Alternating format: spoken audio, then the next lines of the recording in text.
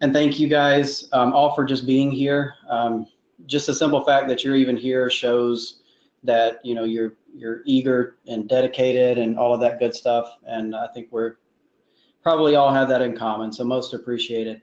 I'll just start with some basic stuff, guys. Obviously, I'll tell you a little bit about the company. And then we're going to go through some rather interesting information. And of course, we'll get out to, I'm actually going to take you out to the charts and do a little bit of price action replay, which is pretty cool. You'll get to see our trade from yesterday that we were able to present in our live room. So we'll work through that and let you see how this all works. But really, guys, just remember that this is just an introduction to the company and to the community. And we want you to take a look and just see if you're interested in the supply demand concepts, which I know a lot of people are, especially these days. It's becoming a very popular topic of discussion, if you will. So let's go ahead and get started, guys. A little bit about PFA. It's just the acronym, of course. Pure Financial Academy. We're an online trading community, guys. We're dedicated to supply and demand and order flow methods. This will all make sense throughout today. I believe we're going to be talking quite a bit about that. So as I said, we are going to touch on two different types of order flow and how that helps us to enhance our probabilities for trade setups. So we've provided material and software to individuals looking to learn about trading since 2009. So we've been around for a pretty good while. We do fully believe in the power of having others on the same path as yourself there to be your support, right? And also ours. It's just a team effort. So our mission is pretty simple. It's to provide a positive and effective environment for traders and investors who wish to utilize supply and demand trading methods, and also to share their experiences with others as a team. I always put emphasis on that because I like to think of everything that we do as a team effort. And honestly, I could not be happier. We have some amazing people on our team, and I just mean members and so on, that really put forth the effort and help others on our forum. And anyway, we'll get to that a little bit later. But if you guys want, I'll be happy to bring this back up or perhaps share a link with you a little bit later. Just visit our site. You'll kind of see what it's all about at purefinancialacademy.com, and feel free to email us or call us at any time, and we're happy to take those and correspond with you guys. All right, so there's a little bit of an introduction about us. I know you guys didn't solely come for that, so let's just go ahead and get started, right? We're going to be go ahead and a few things that we're going to talk about. We're going to look at the Zone Suite, and we're going to talk about what the community has. Don't worry, guys, we're not going to hit you with some crazy sales pitch. I'm not here to do that. I'm simply here to help to the best of my abilities, right? So some things that we will talk about is the Zone Suite, the course, the live room, forum. All of this is included in our community, by the way. So I think you'll be really pleasantly surprised, but that's for you to decide. So let's get started, guys. Supply and demand. I'm pretty sure that most all of you guys are already in tune with this, but just like we do in our live room and any events, which you've probably seen several that we've done, we do try to start with the more basic concept, just simply because not everyone is very experienced when it comes to supply and demand or any other type of methodology for that matter, right? So just a couple slides here, some very basic stuff, and I promise it'll get a little bit more exciting. So supply and demand, guys, it is our firm belief that masses of order flow control the movement of price, and that's for any financial market. So to increase the probability of locating the masses, that's the order flow, the buyers and the sellers, we incorporate a methodical approach, and that's using supply and demand zones that represent where they most likely exist, and this in turn produces a forward-thinking analysis for us, meaning that we can predetermine our analysis. We don't have to play some silly hindsight game or anything like that. Obviously, you can't make money from hindsight thinking, right? We have to use past experience for testing and learning, so on and so forth. But again, it just doesn't make us money, right? We have to have some forward-thinking analysis that allows us to predetermine or place our trades. So the zones are used for that, right? They're used for the future purposes. This is just a simple graph here, guys. This is showing where supply is above. So for those of you who are not familiar with supply and demand, the upper red zone is obviously there's a representation of supply. The lower blue zone is representation of demand. To put it simply, supply is always above wherever current price is trading. Okay, so if we're trading at 1,000, there may be supply at 1,001, 2,000, 27,000, whatever, but it can't be below current price. And just the opposite holds true. Demand is always below current price. So it could be at 999 all the way down to 0, but it couldn't be above 1,000 in that particular scenario. Okay, so when the qualified, and we'll talk about this in a little bit, especially when I get out to show you the trade from yesterday, we'll talk about some of the actual qualifications that are required. But when we do qualify supply zones and they're reached, the expectation is that price is going to be driven down due to the massive sell orders being executed, and as well as the lack of buyers at that location. And just the opposite, when we qualify demand zones and they're reached, the expectation is then that price will be driven up due to the massive buy orders being executed and the lack of sellers at that location. So with any transaction, if there's more to if it's overweighted to the buy side, right? We have more willing buyers than sellers. We all pretty much understand what's going to happen with that equation, right? It's going to drive price up. And the same holds true again. When we have more sellers than buyers, price is obviously going to decline. So it's kind of that whole saying is, he who holds the most wins, right? Pretty straightforward there. So let's get into that. That's just some basic. Again, I told you there's only a couple slides of that, and I'll be happy to answer any questions, even the most basic ones that you guys have. If you don't mind, just so I don't, because my attention span can be all over the place. So I'm going to absolutely come to all of the questions. And I apologize if I keep going without, I promise you, I'm not trying, I don't even see the questions right now. I'll bring up the questions pod, and I'll definitely be paying attention to that. So if you don't mind just holding those towards the end, it will help me get through this in a timely fashion. I don't want to put anyone else late. So thank you so much for understanding. So two types, guys. We've got two types of order flow. It's one of those things where, some people say, well, there's more than two types. Some people say there's only one type. And it's just one of those things that this is our wholehearted opinion, and we love our methodology. We've been very happy. A lot of others love it, and can't speak for them, so I'll let them do that. But at the end of the day, we're not trying to say that this is the only way to think about it. We're just trying to say that we love it, right? And the reason that we love it is because it is solely based on sheer logic. There's just nothing else that makes this much sense, in our opinion. So let's get started. The first of the two, guys, is historical. What this means is simply orders that were placed at a previous time which were never fully executed, meaning that they were not filled, right? So someone could have placed a sell limit order. We could have come up, left the area, and simply never actually got into that particular trade. And so that's what we're talking about. It still does remain on the exchange. They are waiting to be filled. So again, think of these as your limit orders, right? It could be to the buy side, it could be to the sell side, either or, it doesn't really matter. The point is, it is historical, meaning that it was previously placed but not executed and still remains on the exchange. So you may already have a question. How do you know that, Will? How do you know that it still remains on the exchange? The simple answer is you don't, right? I mean, there's nothing that we can 100% predict in the markets, as you guys are well aware, right? But at the end of the day, it's not about predicting, it's about probabilities. And so anyway, hopefully this will all make sense. So going forward, let's look at the second type of order flow. So we've already talked about historical. We know that's previously placed orders that didn't get filled. They're still sitting there, potentially. The second type is current. So the current, this is the orders that are placed as we arrive to a location. So let's say that we have a supply zone, right? The supply zone obviously is already formed, otherwise we wouldn't know about it. So if it is a supply zone and we've dictated that to be, and we've qualified it and so on and so forth, then there absolutely, without a shadow of a doubt, must be historical orders at that location, right? There just have to be, because we've qualified it in that way. But what we don't know are the current orders.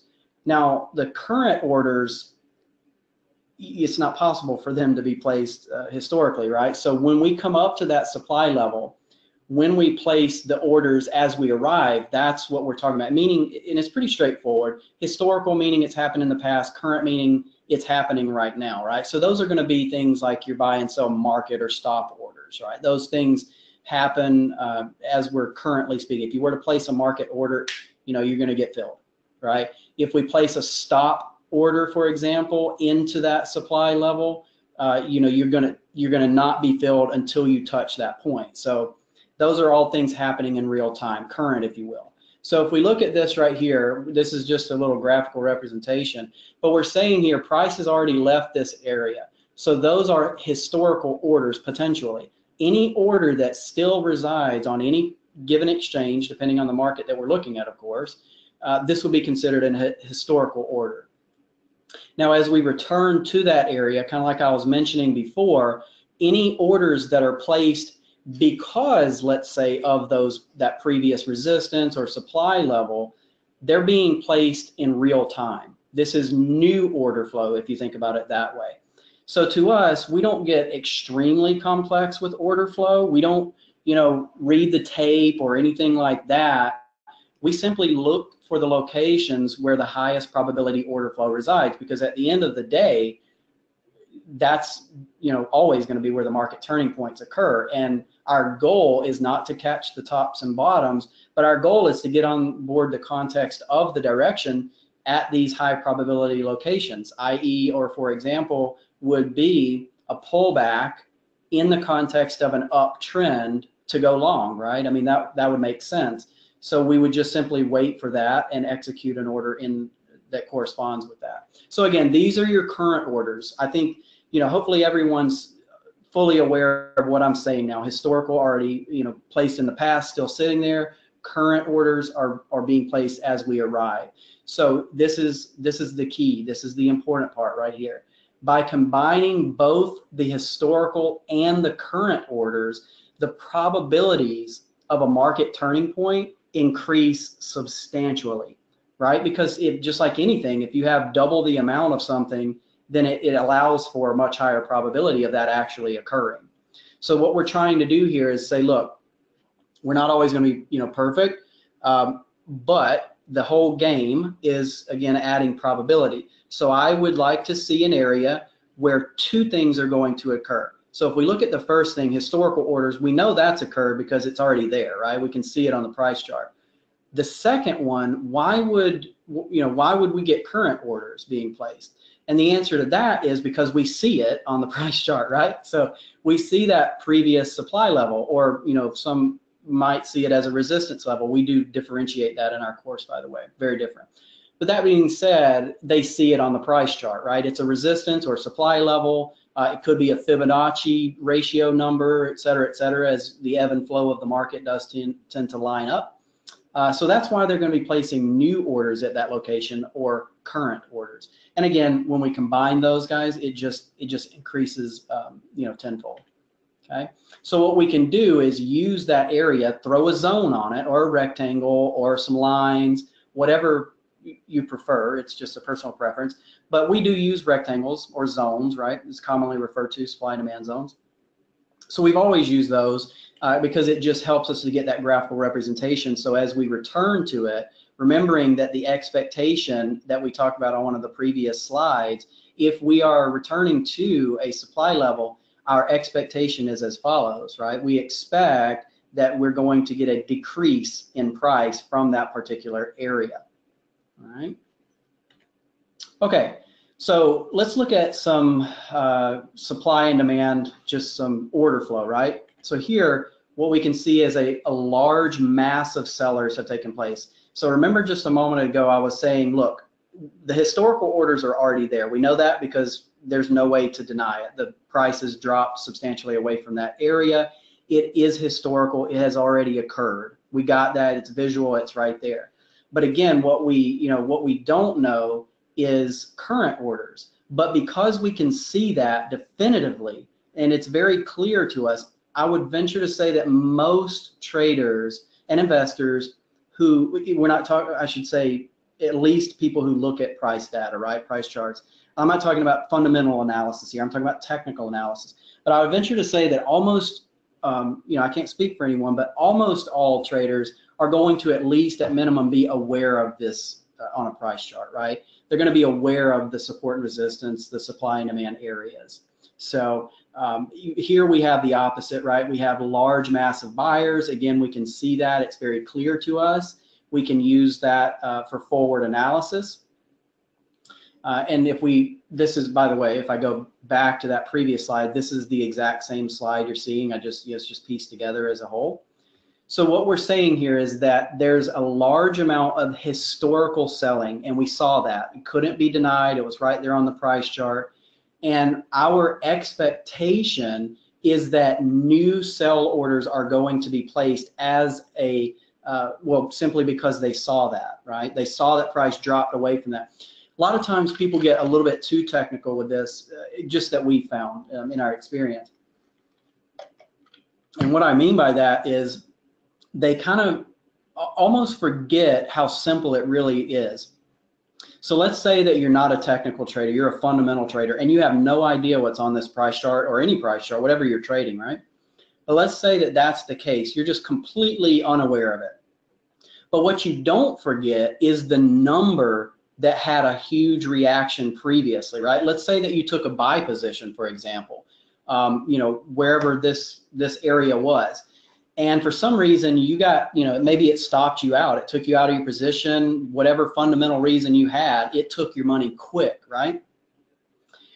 So they do remember that. Even a fundamental trader is going to go, oh, hold on a minute. When we come back to that, let's call it 1,000 mark. Last time I bought at 1,000, man, I lost a boatload of money, right? So that number sticks in their mind. And it's the same thing on a price chart. We just happen to be able to see that. And so it makes our job a lot easier. We don't have to write down numbers or remember them like they do on the floor or anything like that. We just see it. It's right there in front of us as a visual aesthetic. So that's very nice, right? It makes our jobs easier. So, again, I just want to keep it very simple. Here we can see it, so we can use that to our advantage. What we're going to have here is our expectation, again, of new sell orders coming in, because the fundamental traders are going to remember this from their past experience. They're going to remember that around 1,000 or what have you, price sold off very heavily. Makes sense, right? And we're going to have the technical traders seeing this on the price chart, so it's going to be very visual for them. And in a whole, it just makes everything right there very straightforward for us, and that's how we get that expectation of the current sellers that will take place. And again, our job is not to predict it. Our job is to say, hey, this is my expectation. I'm never going to be 100% accurate, but if I can get accurate the majority of the time, then my expectations will remain the exact same, right? There's no need to change them. So down here, this was that area where the large historical buying took place. Same thing is applicable here, just to the opposite side. We have the expectation of current buyers. Right, so previously we had historical selling, expectation of new or current sellers when we arrive there. Same thing to the upside. We have large historical buying. Our expectation is that when we return to that area, we will have new or current buyers that occur. All right, this is a fun little slide. Hopefully you'll like this one. It's kind of picture perfect. So right here we're looking at a formation of historical buyers, right? The historical orders, or quote unquote order flow, if you will, likely still exists, and this is simply due to the fast departure, leaving, and no time to fully execute them. So let's talk about this really quick. What in the world does that even mean? How many times have you guys been into a trade and you had to chase it, right? Because we all know, don't chase the trade. I mean, that's very common terminology, but how many times does that happen to you? Right, where you have your order, price is leaving super fast, and you just, I don't want to miss it, so you go chasing a trade, right? And what's happening there is a bunch of people are doing that, like a lot of people, right? But a lot of the limit order traders, let's call it that, those guys are not going to follow price. They're not going to move with it. The institutions and a lot of the professional traders, they are never going to chase price. They're going to determine or dictate where they're willing to buy it, and they're going to put their orders there. And if they don't get filled, it is what it is, right? They know that if they didn't get filled, they know that that's a good indication that price will react there again, because it was so strong at that point one time. Why not be strong there again? So those orders, that's the historical orders that just get left there, right? Price is simply moving too fast to fill them, and it's going away from them. It's not coming to them, it's going away. So, again, those orders do get left there. So then we have the formation of the current buyers. And we can see this as a level in which was controlled by the buyers. It's clear to us because it moved vertical to the upside very abruptly, right? So there's likely to be willing buyers there again, expecting history to repeat itself. So now what have we done? What have we found? Well, we found that price was moving away so fast that they left some limit orders there. Those are the historical buyers. And we see the level as just beautiful. I mean, this is literal poster child demand right here. Meaning the picture of it, the way that it looks, it's a classic, you know, beautiful RBR demand level, right? So the level in itself, people like us, right, and probably a lot of you, we see that, and so then we are the, you know, part of the order flow that becomes the current buyers, simply because we see it as being controlled by the buyers, you know, historically. All right. So in anticipation of all of that, right, in anticipation of it, we now have an entry. And why would we have an entry here? Well, because of everything we just determined. We've increased probability by doing two different things, looking for historical and new orders, current orders, that is. So again, we can't say that the current orders are there, but we're anticipating that equals our entry. Okay. So now history is indeed likely to repeat itself. I'm pretty sure you guys are all, you know, seeing that on the price charts. However, every time that history does repeat itself, it decreases the historical orders, and that's at minimum, right? Could just go right through it. But we're saying every time, to put it in different terminology here, every time an order flow level gets tested or retested, if you will, it is decreasing the historical orders there. We know that to be true because every time it goes back, it's got to fill something, right? So it's going to fill some of those historical orders. We're not saying that it fills all of them. In fact, that's probably not going to happen. But we are saying that it fills some of them, and every time some of them disappear, it's simply decreasing the order flow, thereby decreasing our probability at that location. So once the historical orders are diminished, well, you know, our combination therefore no longer exists, and the probability does not exist either. So let me put that in a different perspective. If a level has been retested multiple times, we simply don't want to trade it. All right, the probabilities are not as strong as they once were. It certainly could work out because there could be more current orders that occur there, and there's no way to predict that. But because the probability has been decreased, there's simply no reason for us to continue at that area. So here I want to talk to you real quick about, you know, you've seen thus far order flow. We've talked about supply, order flow, demand. We talked about two different types of it. We've talked about the combination thereof and how it can increase our probabilities. So this is just a tool that we use to make our life a little bit easier, right? It helps us to remove or reduce the subjectivity in our analysis. It's called the PFAZoneSuite. It's a tool designed to reduce, as I said, the subjectivity in determining order flow on a price chart. So it uses price recognition. These are just some of the things going on in the algorithm. It's price recognition, volume changes, market volatility, all of that good fun stuff. It does account for all of that. Is it a perfect tool? Oh, absolutely not, right? No, definitely. I mean, but is it doing exactly what we need it to do and fulfilling its own obligation? Absolutely. And it really does help our emotional status, if you will. So basically what it's doing is relaying the information on the chart with rectangles, kind of like we talked about before. And then we use other graphical tools like custom graphics. And you'll see that in just a moment, right? So it can be used for enhanced confluence purposes, of course, if you're using Fibonacci strategy, if you're using support and resistance strategy, if you're using, you know, candlestick pattern, whatever it is. Even as I said earlier, almost all technical traders are going to be aware of this.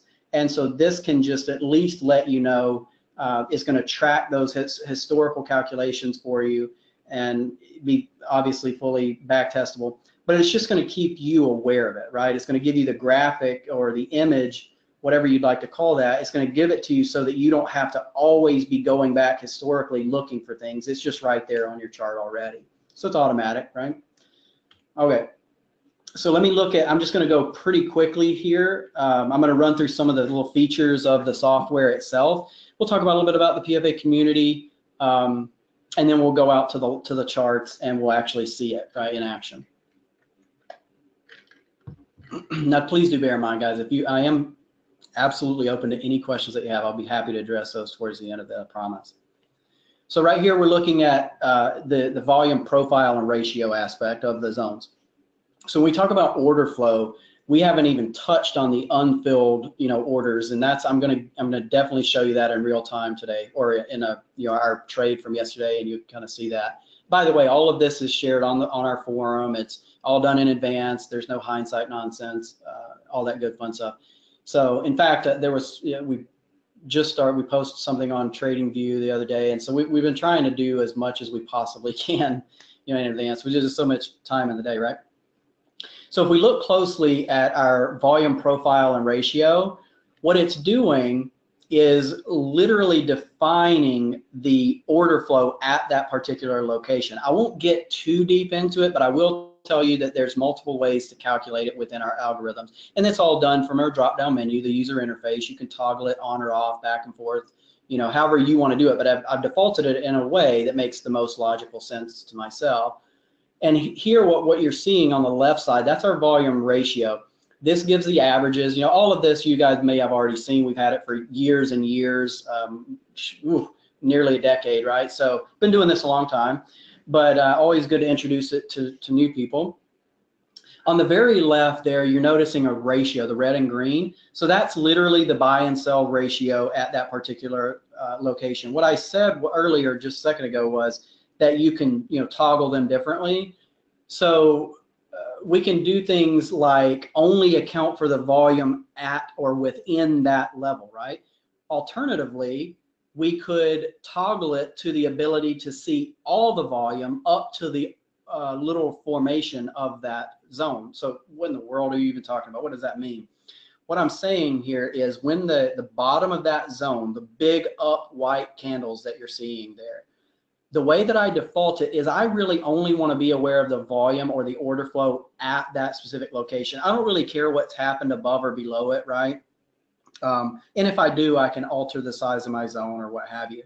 But from time to time, what I do want to be aware of is the retests of it, right? So over to the right of the screen, you can see that price was retested and of course rejected. Now, I can toggle it to account for that volume as well. So again, we can maybe look a little bit more at that when we get out, because it's a little bit complex when I just talk about it this way. Just basically understand that there's multiple ways to determine the volume in the way that you want to see it, okay? The order flow, if you will. Now, those average numbers are literally averages of all the zones. It's taking and accounting for all of the order flow at supply and demand locations, and it's comparing this particular zone to that, right? So as we can see here, this, the average sellers at any particular demand level have been 27,989, and the buyers 26,373, et cetera, et cetera. So now what we can do is compare the bid, the buy and sell ratio right there on the left, and we can say, whoa, look at the buyers there, right? I mean, that's a huge number. I mean, you're talking about over 40,000. Okay, so the ratio of average demand zone compared to this one, way out of whack here. This is huge to the buy side. So we can use it, as follows. Okay. All right, let's keep moving forward. You can see the kind of the same thing. You don't have to extend. There's all these fun, cool options, but very simple stuff. You can extend it to the right side. As you can see here, we've unextended that volume profile. A lot of times I don't like to have it all over my chart. I just want to see clean, simple things. And by the way, all of this can be toggled on or off. What you're seeing there, those lines that can also be toggled on or off, those are your volume, your value areas, your high and low, as well as your point of control, and so on and so forth. We can see here that there are numbers, values, if you will, within the profile. Okay, so that is the literal order flow that's taking place at every single bin there. So it does literally give you the raw number as well. I do enjoy that. You can toggle those on or off, but I do enjoy seeing those on my chart because I like to see exactly, where it took place and how much it was compared to the other locations. This is also represented by the distance to the right it goes. So as you can see, that top yellow spike there is the largest, or not the largest, but it's just under the point of control. So there's a lot there. So you can obviously see that there was more order flow there than just below it because of the distance to the right that it goes. But that being said, again, the raw number is always nice to see as well. Okay, and here is just, I'm enlarging that, letting you see what that really looks like, and you can do that at any time, at any zone. We can turn them all on, all off, individually, on and off, etc. So this is what I refer to as our power zone. All of what you've seen thus far is automatically derived, right? These, however, give you the ability to drag over any portion of your chart. You can do that manually. So, you know, this is basically like a rectangle draw tool with all of this crazy functionality built into it, so you can get that order flow analysis. Also, this does, excuse me, have the text values in it too, but because here I'm literally taking in so much data, our text values are dynamic, meaning they're never going to scrunch up and look all nasty. They, when you scrunch it up super small like that, the values will disappear, because otherwise you'd have text looking all weird. Okay.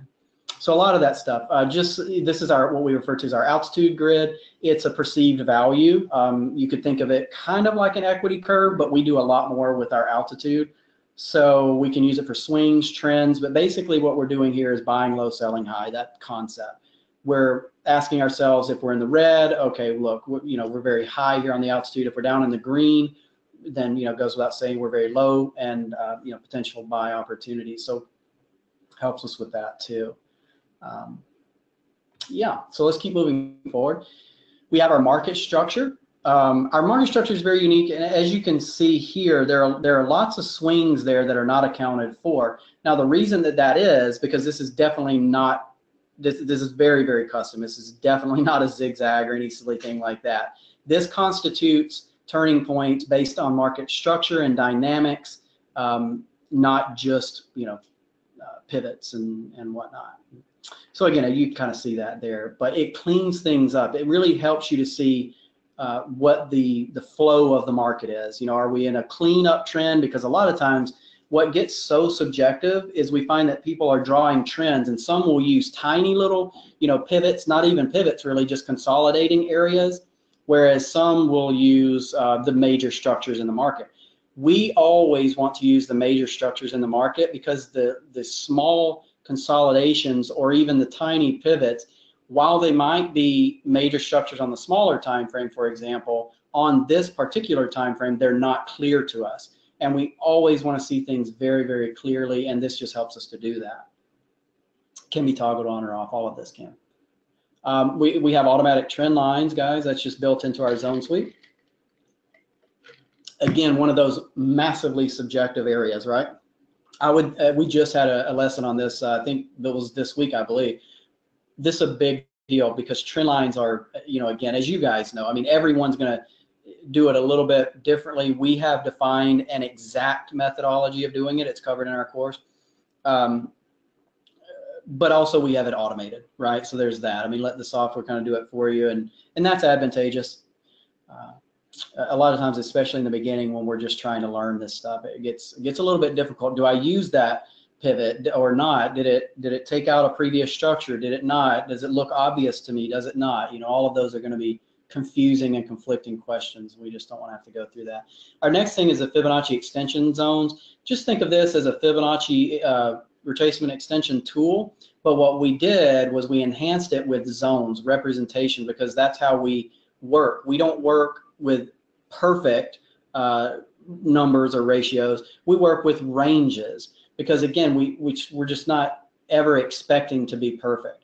No one is, and I certainly don't mean it like that. I just mean that we prefer to give, some flexibility within the areas. So we simply, put a rectangle or a graphic around our ratios, and we give different abilities. You can change the labels there into text digits, whatever you want it to say.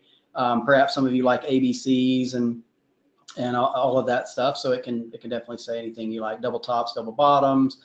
But yeah, think of it as an enhanced Fibonacci tool, right? So next we have our, I'm not even going to spend much time on this. This is our trend determination. Essentially, we put this into the software because of automation purposes. But guys, I really don't like to focus on this too much, because I think that more importantly, we should be able to define our own trends, right? We shouldn't just look at a colored bar. While that's nice, in my experience, it's never going to be I just have never found it to be as accurate as we can be by simply defining our trends. Now, I don't mean we as in, us. I'm saying we as in everyone who trades. I think that you can probably be more accurate by defining it yourself. Just want to put that out there. So this is our user interface that you can see drop down. We'll talk about that in a second. But basically right here, you're seeing, these are custom graphics. It's a trail stop. Again, this was implemented for automation purposes. If you enjoy using a trail stop, it's there for you. I will tell you that I don't personally use it in my manual trading at all, but that's just personal preference. We do have many that do. And so you can see that there's multiple options there. There's an average true range option as well as a swing option. So it is a built-in feature. The next thing we have is a custom trade. We're almost done, by the way. We have a details data box. The details data box, guys, basically what it's doing is using all of the built-in functionality. Like I told you, we built that in to have this automation capability. And if we look really closely, we can see that it defines our stop entry targets up to 3, as well as our trail stop. So, it will print this for you, that you can have this on top of your chart at all times if you like. And so that way, you don't have to really go out and do all the math yourself. It's just being done right there for you, and you can, implement it that way. So of course, this is built on your own trading plan, right? Meaning that the targets or entry price, there's risk management built into our software. So if you like 2 to 1s, 3 to 1s, 27 to 1s, whatever it is, you can achieve that. And this is built into the data box as well. This is your real-time bid and ask data. So it works like a barometer, basically. You're going to see the order flow imbalance. You'll see it shifting from one side to the other. May ask why I would use that. I like to use it when we're coming into locations, so you can literally see the order flow dynamics starting to change, right? You can see the sellers coming in, or the buyers coming in, depending on where you're coming into supplier demand. And you can see that in real time. It's very, very interesting to watch. Lastly, we'll talk about our user interface. Couple of images on this. This is our drop down, again, user interface. We've had it for years, and you've probably seen it before. Lots of options in there. You can see there's also another option that's not in this image. It's called continuation. It does allow us for continuation breakout patterns if we desire those as confirmation entries and so on. But we have a lot of options, all the different zone types, the altitude grid, and you can just see there how easy these things are to toggle on and off. You don't have to leave your chart, which is nice, in my opinion. So, so there's the user interface. And then also each and every zone has its own user interface, as well as the power zone does as well. Even though it's a manual zone, it also has its own, little buttons, right? User interface, if you will. But yeah, basically those buttons will toggle on or off any of that functionality. VP, volume profile, value area, point of control, value ratio. And then the plus and minus is basically the extend and unextend options. Okay, guys, so now let's just a few slides here on the community itself. I'm very proud of it, and the goal is simply to bring traders together from around the world, right? To do this all together and be consistent with it, and just to help one another out. We have a very active forum. Members are just, wow, they're doing so good. We'll talk about that in a second. But basically, this is our course. Okay, it's definitely not your run-of-the-mill YouTube video. It's built into advanced software, so it's kind of, we hope that you'll think that it's user-friendly, but there's a lot of information covered there, and you're only seeing half of it right here. So below that, there's the advanced material and so on. And this is just, again, clickable. All of these are videos. There's, as you can see, reviews, which are basically quizzes. So you go through it, and if you think about it, it's a literal course, and it's a full course. And if you don't pass the quizzes, by the way, here's a little joke for you. You got to take it again. We're pretty strict on that 100% rule, right? Got to know all of the information, or we would like for you to go back and review the information again. Anyway, yeah, of course you don't have to, but it's just a little thing there. So yeah, so all of that, again, this is part of the community. The reason that we do this, guys, and just so you are fully aware, I have spent hundreds and hundreds and hundreds of hours over a decade, right? And all of this is just a lot. It's my, think about it, it's my baby, so to speak, right? but there's no extra cost for it, nothing like that. We just provide it now included in the community simply because we want to get everyone on the same page. And hopefully we'll be able to just build a massive, beautiful community for everyone. The next thing that we have in the community is a live trading analysis room. So we do this Tuesday through Thursday, 3 days a week. You can see we have, chat, the guys and girls will, be conversing and so on, asking lots of questions, etc. But this is basically, on a daily basis, this is what, you would jump into, and we'd be able to go through things in real time. This is what you'll see yesterday. For example, you'll see the trade we pointed out yesterday. Let me make a note here. We're not a live trade service, right? We're not a trade call service or live trading room, or, we're not any big, huge marketing, that type of thing. Not that there's anything wrong with that. There's absolutely not. But I just want to be forthright about that. Do we place trades and do we point out opportunities? Absolutely. I mean, it goes without saying. But I'm not a CTA, registered broker, or anything like that, so I can never make a recommendation or any form of advice, etc. So what I'm doing is simply pointing out analysis for just our benefit, right? And the opportunities, of course, you'd have to make your own assessment of those, and that's just kind of how it works, guys. Yeah, just want to be upfront about that.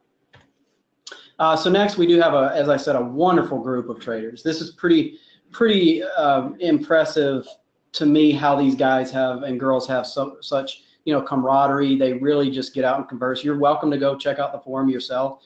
A lot of it is free material anyway. You'll see lots of people on there, and so just feel free to check it out. But this is what it looks like. You can ask any questions, any support that you need. We do upcoming trade setups in there. We do you name it, right? Support. There's tons of support, tons of trading analysis. General questions, support, whatever. We talk about platforms, anything basically involves trading, or our supply demand, methodology, even other methodologies that they want to share things. Absolutely, we encourage it. We just never, confuse our traders with multiple strategies and so on. Yeah. Okay, guys. So that's kind of concluded my presentation there as far as the PowerPoint goes. So what I'd like to do now is we'll just jump out to the charts. Let me see if I can get out of this thing here. Yep, there we go. Okay, so now we're looking, on an actual chart, and these are our zones. This is how it works. So we came up and tested this, rejected it. You can see our zone down here, how we came down and were rejected from that as well. And what I'm going to do is I'm going to walk you through our perspective yesterday and exactly what we did in real time in the room. So we were pretty much at this point right here. In fact, it was a little bit before this. So I want to say it was about 10:30 a.m. Eastern Standard Time. And when we were looking at it, we said, okay, look, we work in what I refer to as if then else thought process, right? And what that means is if this occurs, then we do that. Else, if all is not true, then we do nothing. Okay, and that's basically where I'm going with that. So if we think about it that way, it makes it a lot more methodical and a little bit easier to interpret, in my opinion.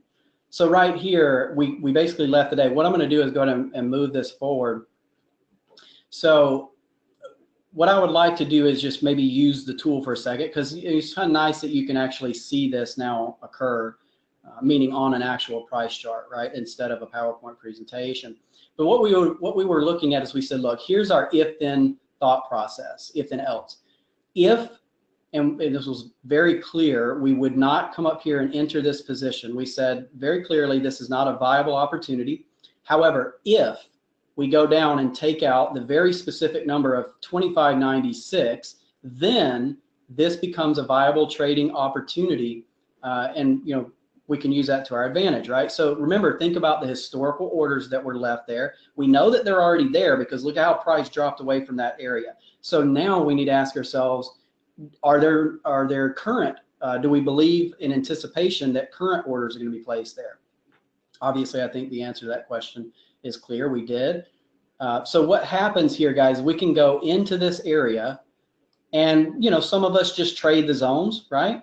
And then some of us want to get very specific. So if I turn on my profile analysis here, I can see all those numbers that I was telling you about.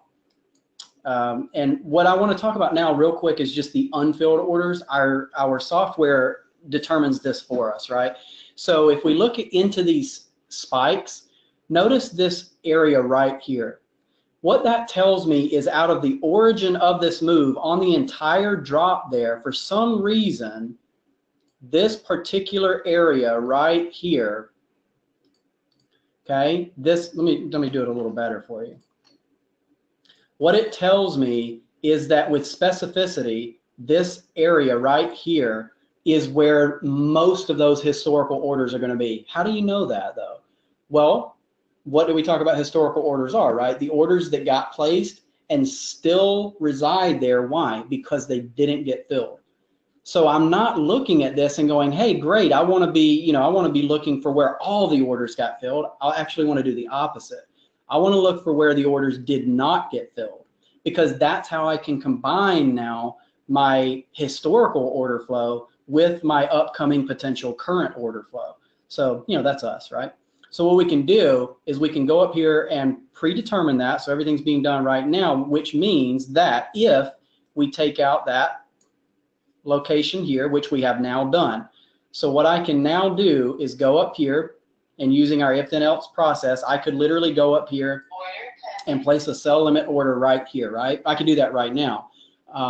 Or I could mitigate my risks, ever so slightly. So here we have 26.09¾ up to 26.16¾ Guys, just so you know, we've really been in massive volatility lately, meaning the swings, the range in the market right now is really large. So unfortunately, even on the time frames that you're probably already trading, you've maybe already noticed that your risk is becoming a lot larger. It just is what it is. It's what we call adapting to market conditions. And we have to do it, unfortunately. So what I may used to be able to risk, 3 points for, now I'm having to risk 7, 8 points, 10 points. Who knows, right? I mean, it's really changing. And it will come back. Don't worry. It will definitely change back to being smaller, but we do have to be patient and allow for that. So again, here I could do this knowing that my stop has to be above the supply level, or again, alternatively, I could reduce my risk with the probability of understanding where those historical orders are, right? Now I'm going to combine. So let's think about anywhere in the entire zone. These are current orders. So this is a current order right here.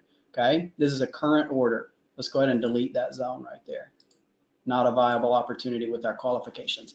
So with that being said, what happens here is I now have potentially both, but I want to get it a little bit closer to mitigate my risk, because perhaps I can't withstand that much risk, right? I mean, it is a lot. It's 7 points. So maybe I have a 4 or 5 point risk tolerance based on this particular time frame, whatever it is.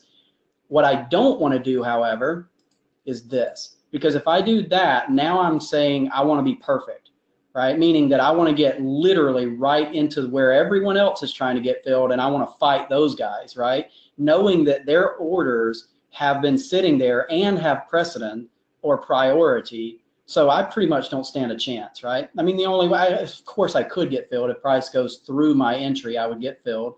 But I'm telling you guys, and I think everyone else will tell you who's been using this for a while, it happens so often that it will come up, touch it to the tick, and decline or rally away.